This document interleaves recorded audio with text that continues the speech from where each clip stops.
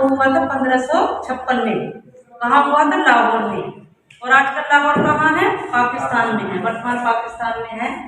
और इनका वैसे पूरा नाम जो था वो था अब्दुल रहीम खान खाना। खान खाना जो था इनका क्या था? उपाधि दी गई थी। खान खाना किसने उपाधि दी थी? अकबर बादशाह ने। अकबर बादशाह के दरबारी कवि भी थे। बताया जाता है कि इनके दरबार में बहुत सारे कवि रहते थे और ये दरबारी कवि भी थे। और ये बताते हैं कि इनके विषय में कि अकबर बादशाह के 9 रत्नों में से एक इनको माना जाता है।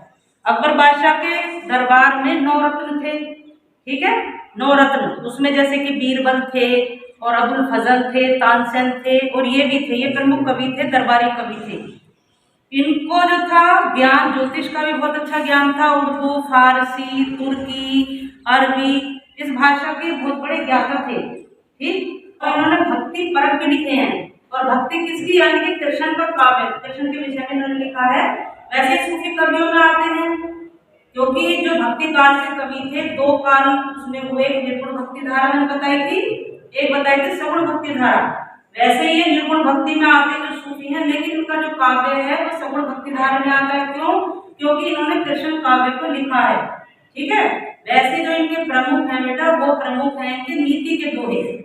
और नीति किसको कहते हैं?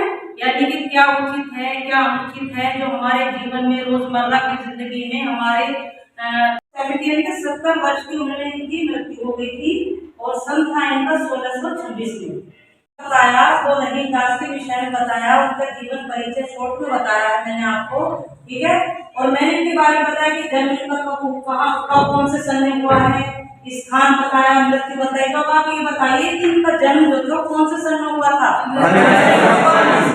1556 में। क्या था? लाहौर। अब लाहौर कहाँ है इस समय? वर्तमान पाकिस्तान में है, ठीक है। और ये मृत्यु बताइए। जीवन परिचय तो पढ़ लिया, ठीक है। अब इनकी जो पुस्तक में हमारी में जो दिए हुए पाठ्य पुस्तक में वो है दोहे, नीति के दोहे। नीति जो शब्द बना है किससे बना है? नैतिक से बना है, यानी कि मॉरल, है ना। इंग्लिश में आप पढ़ते मॉरल वैल्यू, कि जो हमारी रोजमर्रा की जिंदगी में, दैनिक जीवन में जो हम सीखते हैं, बड़ों का आदर करना, सम्मान से बात करना, प्रेम से बात करना, वो सब इसमें बताया गया है। और नीति के दोहे इसके अंदर दिए हुए हैं, ठीक है, जिनसे हमें शिक्षा प्राप्त होती है। अभी देखिए जो पहला दोहा है इनका, रहीमन धागा प्रेम का मत तोड़ो चटकाए, टूटे से फिर ना मिले, मिले गांठ पर जाए। तो यहाँ पर क्या बताया है? यहाँ पर ये बताया है, एक धागे के माध्यम से कवि कहना चाहते हैं कि जिस प्रकार से धागा होता है ना, कमजोर होता है, ऐसे ही व्यक्ति का संबंध होता है। अगर धागा एक बार टूट जाए, अगर हम उसको दोबारा जोड़ेंगे तो क्या हो जाएगा? क्या हो जाएगा? गांठ पड़ जाएगी। वैसे ही अगर हमारे किसी से प्रेम पूर्वक संबंध है, अच्छे संबंध हैं, और अगर हम उनसे विश्वास, अगर उनका एक बार उठ जाता है हमारे प्रति, तो मन में गांठ रह जाती है। गांठ करते हैं पर मन में क्या है? यानी कि हमारा जो मेल भाव उनसे है वह खत्म हो जाता है। वो संबंध हमारे पहले जैसे नहीं रह पाते हैं। हमारे मन में द्वेष की भावना आती है। मन की लिखा मन ही राखो होए, सुन हटले हैं लोग सब बांट ले है कोई। इसमें रहीमदास जी कहते हैं, कवि रहीमदास जी कहते हैं कि जो मन का दुख होता है व्यक्ति को अपने मन में ही छिपा कर रखना चाहिए, है ना। बिखा बिखा कर क्या है? व्यथा, यानी कि दुख। उसको जो दुख अपने मन में रखना चाहिए। मन ही राखो बोए, बोए का होता है लोग सुन तो सब लेते हैं, अटले कहते हैं कि प्रसन्न होते हैं, खुश होते हैं, मजाक उड़ाते हैं, कि दूसरे का दुख सुनकर लोग उसमें आनंद लेते हैं, मजाक उड़ाते हैं, और कोई उसको बांट नहीं पाता है, कोई उसके दुख को बांट नहीं पाता है। तो इसीलिए रहीमदास जी कहते हैं कि अगर मन में हमारा कोई दुख है, कोई परेशानी है, तो उसे हम अपने मन में ही छिपा कर रखना चाहिए, किसी को नहीं बताना चाहिए। कोई रहीमन फाटे दूध को मथे न माखन हुए। इसमें मैम रहीमदास जी कहते हैं जो बिगड़ी बात है वो बन नहीं सकती।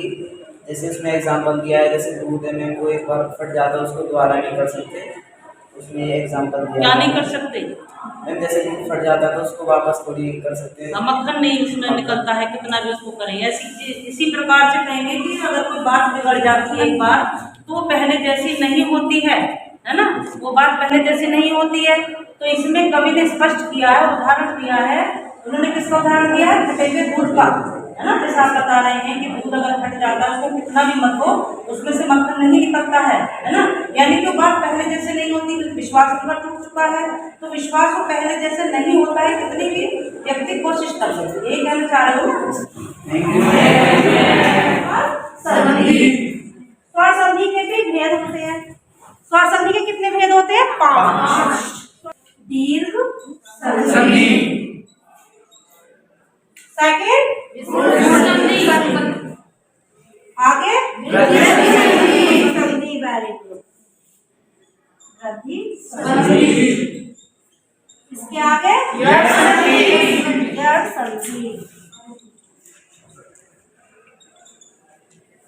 इसके आगे आयाती संधि। कौन कौन से? इस स्वर के कितने भेद होते हैं? 5। दीर्घ संधि, गूढ़ संधि, वृद्धि संधि, यड़ संधि, आयाती संधि। छोटा ऊ, बड़ा ऊ, बस इसका यही नियम है। इसका क्या नियम है? ये नियम है। कैसा? पुस्तकालय, पुस्तकालय। उदाहरण भी बताते हैं हम आपको। उदाहरण है पुस्तकालय। ए ओ अर, इसका सूत्र है, सबसे इजी है ये, ए ओ अर। बस इन्हें याद रखो, इन्हें, और कहीं जाने की जरूरत नहीं है। बस प्लस, तो इसमें क्या हुआ, यहाँ पर जो ये ए आया ना, ए, तो ये आ गया नर। यहाँ पर ए का क्या बन गया? ए का क्या बन गया? ए। ठीक है, ऐसे ही होता है महोदय। महोदय, महोदय में क्या हुआ? तो ओ, महा प्लस उदय, महा प्लस उदय। तथेव, तथेव कितनी मात्राएं हैं? 2। सदैव कितनी मात्राएं हैं? 2। तो जहां पर 2 मात्रा आ गया तो समझ लीजिए वृद्धि संधि है, क्योंकि यहाँ पर वृद्धि हो गई। ठीक है, यड़ संधि, यड़ संधि का है ये है वे। बस ये तीन वर्ड याद रखने हैं आपको, ये वे रे। लेकिन इसकी एक पहचान हो रहा है, जहां पर अधूरा शब्द आए। अधूरा का मतलब जानते हैं? जहां आधा शब्द आए, अधूरा। इसकी एक पहचान है, अधूरा शब्द, जहां पर अधूरा शब्द आए, आधा शब्द। जैसे इत्यादि, क्या? इत्यादि, इत्यादि। तो यहाँ पर ये आधा से आ रहा है, तो कौन सी संधि हो गई? मैंने ये बताया ना, अधूरा शब्द होता है, लेकिन ये नहीं कि जहां भी अधूरा शब्द आ जाए वो यड़ संधि है, ऐसा नहीं है। जहां पर ये, वे और वे, इन तीनों के साथ जो आधा शब्द आता है, वहीं पर यड़ संधि होती है। इसके अलावा कहीं पे आधा शब्द आता है, तो वहां पर यड़ संधि नहीं होती। इस चीज का विशेष ध्यान रखें। ठीक है, ये यड़ संधि है। संधि, बस ये लास्ट है आपका। अयादी संधि का ये सूत्र होता है, हाँ, सूत्र, जिसे मेथड बोलते हैं। ठीक है, तो जैसे ये जहां पर ए आता है वो आया हो जाता है, जहां बड़ी ए आती है वो आम हो जाता है, जहां छोटा वो आता है वो आया हो जाता है, जहां ये आता है वहां पर आम हो जाता है। ठीक है, बस ये चीज, अब आपको ये चीज याद नहीं करनी। ने प्लस आया, ठीक है, इसका दे दिया बैग। जहां पर ये है बड़ा, वहां पर क्या आ गया? आगे समझ में? Yes ma'am, thank you.